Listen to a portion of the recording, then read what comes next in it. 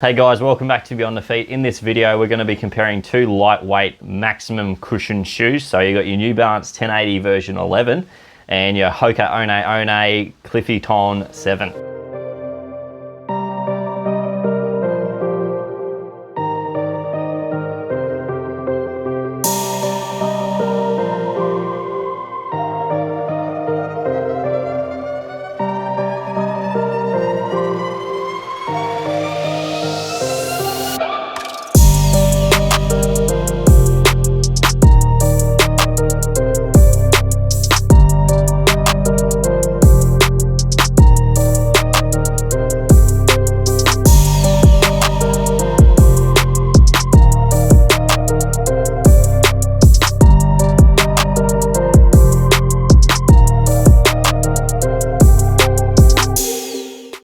So both great shoes by different brands. I think this runs with like a 5mm drop. This one's an 8mm. Comes in at about 260 odd grams, about 280. So very lightweight shoes for how much cushioning you do have underneath your feet. Have run in the Clifton series now for about 4 iterations or 5 iterations. Started off with the Clifton 2. Love that. Love the Clifton 3. Still probably my favorite shoe, the Clifton 3. The 4 was shocking, so was a 5.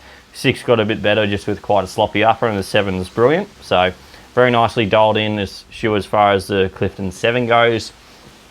Your 1080 on the other hand, I've only picked up the 1080 version 10, did about 400 Ks in that, and just picked up the 1080 version 11 the other day. So both cushioning systems are quite similar. You just got your stock standard EVA, there's no flash hot name for it in the Clifton 7, whereas you got your Fresh Foam X in the New Balance 1080 version 11. Runs with the 8mm drop, so I think it's a 30 stack height to a 22, whereas your Clifton, I'm pretty sure it's a 29 to 24. So slightly bit more cushioning in the forefoot in Clifton 7. Do you want to just close that window? Come on, hurry up. First time closing the window. It is actually, I've never closed that one before. Yes. Where was I? They do have a slightly bit more cushioning on the medial side, so both of them do run slightly with a bucket seat. If you do experience some of your old Cliftons digging into your arch, since you do have a low one, the Clifton 7 will probably do the same. So if you've got that slightly lower arch and some shoes have dug into your medial side in the past, it would probably lean you towards the New Balance 1080 version 11. It's just a bit more kind, it's slightly bit more splayed through that arch section and doesn't really have that too aggressive of a bucket seat digging into that medial side. All right, looking at the rubber, quite a ton of rubber on both these shoes. You do have your exposed EVA running in that midfoot, more so on the lateral side on your 1080 version 11, and it is a bit more exposed in the Clifton 7. Durability wise, you'll probably see a bit more kilometers in the 1080 outsole, just since the Clifton series does basically wear down quite a bit on that lateral medial side. I've run in quite a few of these and just after about 600 Ks, that thing just looks absolutely buggered. Same with the lateral side of the heel. The midsoles hold up quite well. Quite decent in the wet, both these. Your 1080s are slightly bit better since they do have an air blown rubber underneath your forefoot, so it is a bit more stickier. But both these do, yeah, nice traction. Pretty standard outsoles, and you will see about similar wear on these, just a slight bit more deterioration on the Clifton 7 just on that exposed EVA. Quite similar running feels. Yeah, like as far as two cushioning systems go together, the response and kind of sink into the cushioning is quite similar into both of these. I'd probably say you do sink into the 1080 version 11 a slightly more than the Clifton. Feel the Clifton does give you a bit more bounce back, or a bit more responsiveness with the midsole compound. Might just be because of how the rocker is shaped. It does give you a bit more of that roll off, so get you onto that next gait cycle a bit quicker, whereas the 1080 version 10 is a bit more flexible on that forefoot, so you don't get kind of that you don't get that stiffer ride that you get with that Clifton 7 having that meta rocker sole. Very similar compounds, a bit softer in that 1080 version 11.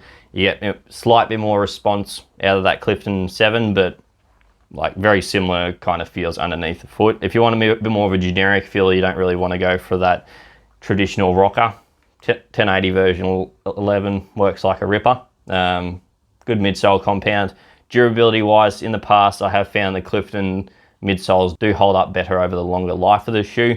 They don't deteriorate once you get about to that 400k. So we'll see how the version 11 goes. I'll probably have I will have a 100k review on this guy, seeing how the cushioning system holds up. But in the past, as far as durability goes for the cushioning, the Clifton I have found holds up better over the life of the shoe. Moving on to the uppers on both these, both nicely dialed in uppers. You got the gusseted tongue, a bit more of that integrated pull tag as far as the ultra heel goes, and you got a bit more of that flare away from the Achilles on the Clifton 7. So more of an integrated pull tag, similar fits on both these. I'm pretty sure I take a size 12 in both of them. Oh, actually take a size 11.5 in the Clifton 7, go figure. Bit longer in the Clifton 7, so I think it's a UK 11 on both these shoes. No, it's not. Well, there you go. I might start that again. US 12 in the 1080 version 11. I do take a US 11.5 in the Clifton 7. So the toe box does fit a bit longer in the Clifton 7, so I have gone down that half size.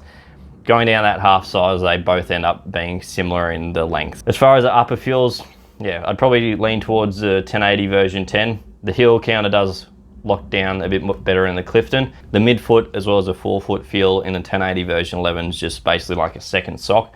It feels like you got hardly anything on your foot, but it does lock you in on the foot nicely. Very stretchy on the upper, so very breathable, but it's just not intrusive or cutting into any of your toes. If you have felt in the past that you get kind of hot feet or just feel like you get numb toes, this could help a bit, having that just a bit more elasticity in the upper itself. Saying that, nicely dialed in upper, definitely one of the best uppers that the Clifton range has done. A bit shallower than the last shoe, so fits the midfoot as well as the forefoot section nicely. You don't feel like you're swimming around in the shoe, but I would suggest taking a half size down compared to what you do in a few other brands. Just looking at the heel counters with the 1080 version 11, a bit more of a U-shaped, whereas the Clifton is a bit more of a V-shape. So if you do have a skinny Achilles, Clifton's gonna fit you a bit better. If you do have a bit more of a broad heel, the 1080 version 11 is going to fit you a bit better. I personally do like the feel of the Clifton.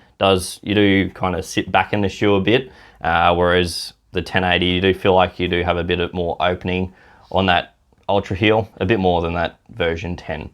But yeah, uppers dialed in nicely on both shoes. You don't really feel like you're slipping anywhere. It's not too deep in spots that it shouldn't be. The only deterrent as far as the Clifton 7 goes is just your medial side. If you do have a low arch, you may need to run an inner sole in these guys, or else it could just give you a bit of irritation. If you have a medium to high arch, you shouldn't really have a problem in either of these shoes.